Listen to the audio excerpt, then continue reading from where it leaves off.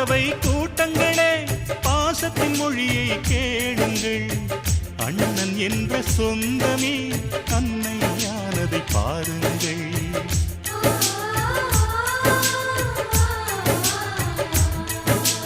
சிலுவைகளை நீ சுமந்து மாலைகள் எமக்கு சூட்டினாய். சிறகடிக்கும் பறவைக்கெல்லாம் வானத்தை போல மாறினாய். விழியோடு நீ குடையாவதா? விழிகள் நனைவதில்லை.